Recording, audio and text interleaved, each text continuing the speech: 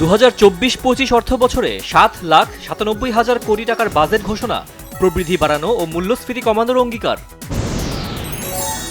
Reserve বাড়ানো ও উচ্চ মূল্যস্ফীতি নিয়ন্ত্রণে রাখার সরকারের বড় চ্যালেঞ্জ, রাজস্ব বাড়ানোর টার্গেট 63,000 কোটি টাকা। বাড়বে সিগারেট, মোবাইল সিম, কল রেট, বিলাসবহুল গাড়ি, ফ্রিজের দাম, কমবে দেশি মোটরসাইকেলের দাম। প্রধানমন্ত্রী শেখ হাসিনার সভাপতিত্বে অনুষ্ঠিত মন্ত্রিসভার বিশেষ বৈঠকে 2024-25 অর্থবছরের প্রস্তাবিত বাজেট অনুমোদন।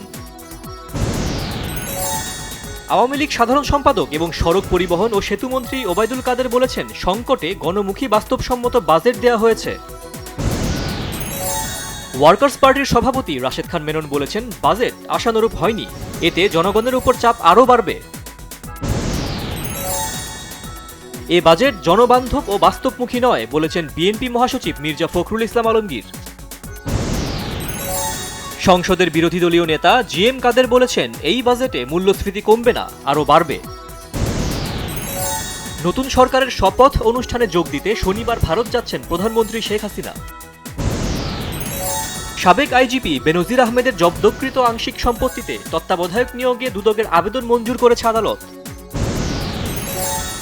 সেনাবাহিনীর প্রতিটি সদস্যকে সেবার মানসিকতা নিয়ে দেশপ্রেমে উদ্বুদ্ধ হয়ে কাজ করার আহ্বান জানিয়েছেন সেনাবাহিনী প্রধান জেনারেল এস.এম. শফিউদ্দিন আহমেদ। টাঙ্গাইলের কালিহাতীতে ডিম বোঝাই পিকআপ ভ্যান নিয়ন্ত্রণ হারিয়ে 2 জন নিহত হয়েছেন। নিহতরা হলেন পিকআপের চালক ও হেলপার। প্রতিপক্ষের হামলায় গাজীপুরের কালিয়াকৈরে ছাত্রলীগ কর্মী নিহত। ব্রাহ্মণবাড়িয়ায় নির্বাচন পরবর্তী সহিংসতায় প্রতিপক্ষের গুলিতে ছাত্রলীগ কর্মী নিহতের ঘটনায় এখনও মামলা হয়নি। সিলেটে নদ নদীর পানি কমলেও স্বাভাবিক হয়নি সড়ক যোগাযোগ ব্যবস্থা। এনডিএ জোটের শরিকদের সাথে আলোচনা ও দর কষাকষি শুরু করেছে নরেন্দ্র মোদীর দল বিজেপি।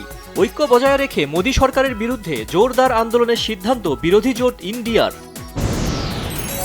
গাজায় বেসামরিক অবস্থানে হামলার নজিরবিহীন বর্বরতা জারি রেখে 24 ঘণ্টায় শতাধিক ফিলিস্তিনিকে হত্যা করেছে দখলদার ইসরায়েলি বাহিনী।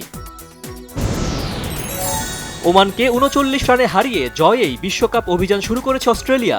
চতুর্থ উইকেটে 62 বলে 102 রানের জুটি ওয়ার্নস্টয়নিচের।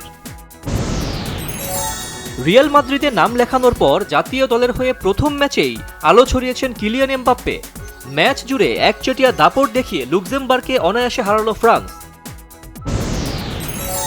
ঈদে মুক্তির অপেক্ষায় রয়েছে সাকিব খানের আলোচিত সিনেমা তুফান। আনকাট সেন্সর পেয়েছে সিনেমাটি।